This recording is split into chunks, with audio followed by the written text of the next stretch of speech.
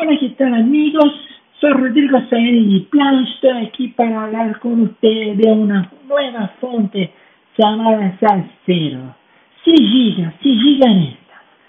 Vou falar em bom português aqui para a gente explicar alguns detalhes da Salsero. Vou começar pela história da Salsero. A Salsero começou como um projeto totalmente pessoal. Eu estava na Itália viajando para tirar minha cidadania e durante a Copa do Mundo de 2018 comecei a fazer esses rascunhos no caderno para explicar, para secar os times com o qual o Brasil jogava na Copa. Não preciso nem dizer que eu parei na Bélgica, certo? Mas no final das contas, a do México, eu olhei para ela e falei, pô, dá uma fonte isso aqui, vamos testar para ver no que dá. A minha ideia principal nessa fonte, nesse lettering, né, era fazer com que esse E ficasse meio bolado, porque ele ia perder para o Brasil. Né? Então eu queria fazer um E que tivesse uma personalidade quase de personagem mesmo, tá? Então eu comecei a partir desse rascunho a desenvolver o alfabeto, coloquei esses primeiros desenhos no Glyphs, e aí eu vou abrir para vocês um pouco desse projeto no Glyphs, que eu acho que vai simplificar muito vocês entenderem quão difícil é fazer uma fonte de contraste invertido. O que é uma fonte de contraste invertido? É uma fonte onde as partes grossas das letras ficam exatamente no oposto de onde elas deveriam estar. Existe uma palestra muito legal de um cara chamado David Jonathan Ross, que vocês podem ver, chama Back Earthwards. Esses aqui são alguns slides da palestra, e nela ele fala sobre um monte de coisa disso, e ela era chamada de italiana. Então tem essa relação maluca entre a Itália e o México aí que eu tentei fazer também. O que eu vi assim, do clichê dessa história do México que eu quis trazer para Salsero? Pincel, né? Letreiro de pincel, essa coisa viva e alegre também, e bem latina, né? Muito particular da América do Sul, que eu acho que era uma das vontades que eu tinha de brincar com isso, tá? Então a Salsero virou essa mistura entre uma fonte de contraste invertido, uma fonte brincando com os clichês da cultura mexicana, no melhor dos sentidos, e uma fonte que também brincava com essa história de circo, né? Porque as fontes de contraste invertido elas são muito encontradas em posters de circo, logotipos para circo e tal. Então, foram essas as maluquices que se juntaram para formar a Salsero.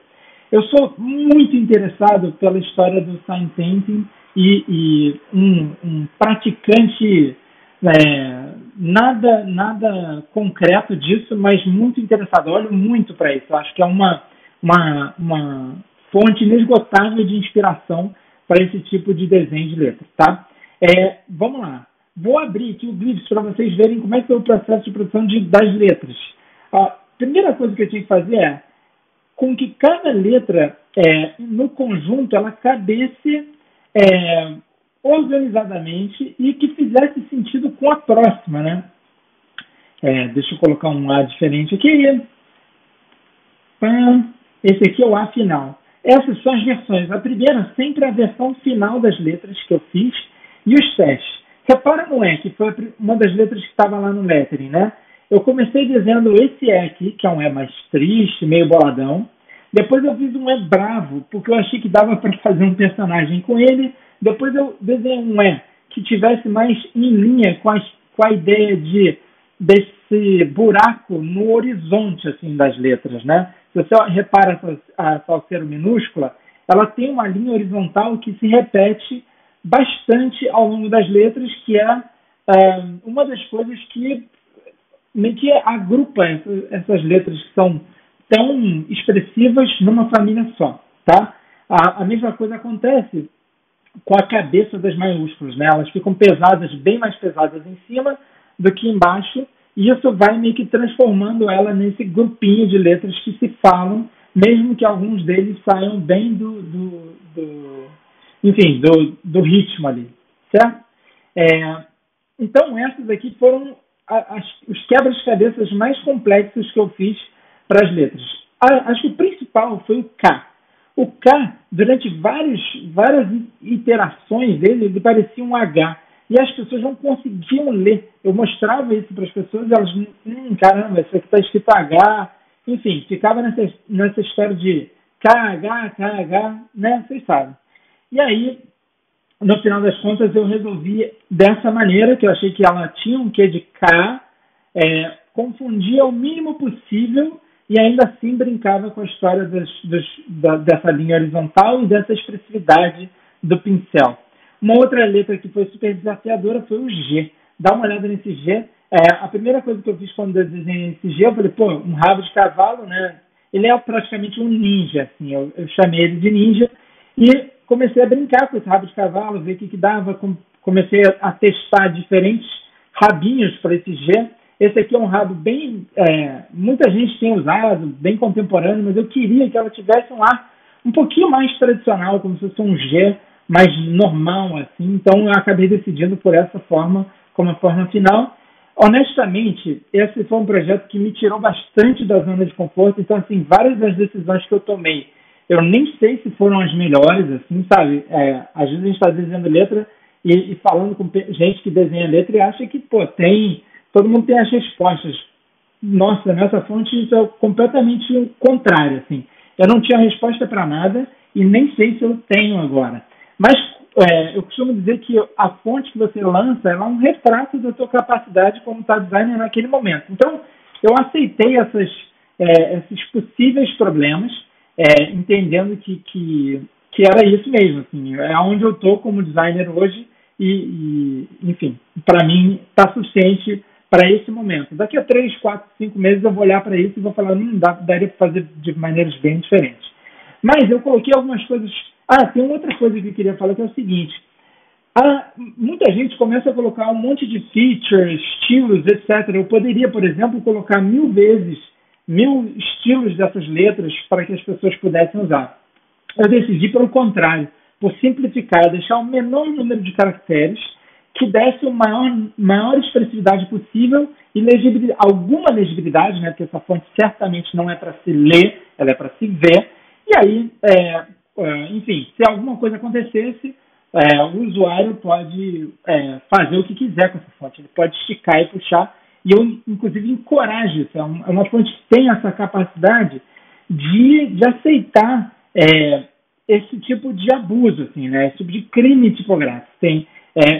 Eu brinquei muito com essa história de que ela é variável, mas que não tem eixo nenhum. Você que decide o que você faz com ela no que você faz. Então, assim, se você esticar a salseira, ela aceita bem, né? Claro, não é perfeita? Não, mas ela aceita bem esse tipo de abuso, sabe? Ela não é muito, não tem muita frescura, assim. Você pode fazer à vontade, tá? E é divertido, acho que eu quero ver isso, né? Tipo, acontecer. De repente dá para esticar uma das letras só, né? Se a gente vai lá aqui no Illustrator e usa aquele Touch Type Tool e brinca com isso, brinca com posicionamento. Eu deixei ela bem livre para brincar. Assim. Meu computador está super lento aqui para continuar nosso papo. Touch Type, o Shift T, eu não sei até hoje o atalho disso, mas vamos lá. Então, vamos lá, a gente pode brincar com essa história. Olha só a variable aí.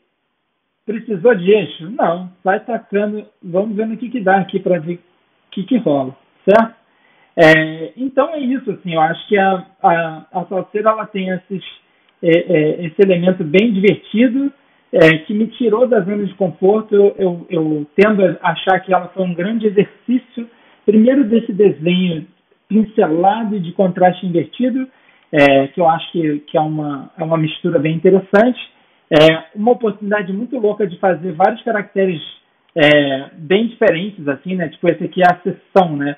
Só é usado para coisas de textos legais, etc. Mas eu gostei muito de como ficou o resultado final desses caracteres. Foi um prazer desenhar essa fonte. Botei uma coisinha só que eu achei que é interessante, que é esse lance desse dólar aqui, que eu coloquei uma versão diferente, bem inspirada por sign painting, que você pode fazer para colocar preços, etc, etc. Tá bom? Essa é a salseira, ela está prontinha para ser ativada lá no Adobe Fonts. Por enquanto ela só está lá. Então, quem tem a Adobe Fonts, por enquanto, tem acesso. Quem não tem, daqui a pouco a gente vai colocar ela em outras plataformas, no Type Network e depois no nosso próprio site, tá? Eu encorajo vocês a me perguntar qualquer coisa, vou ter o maior prazer em responder sobre ela e estou maluco para ver o que vocês fazem com essa fonte. Muchas y muchas gracias, muchachos. Hasta la próxima y vamos que vamos. Tchau!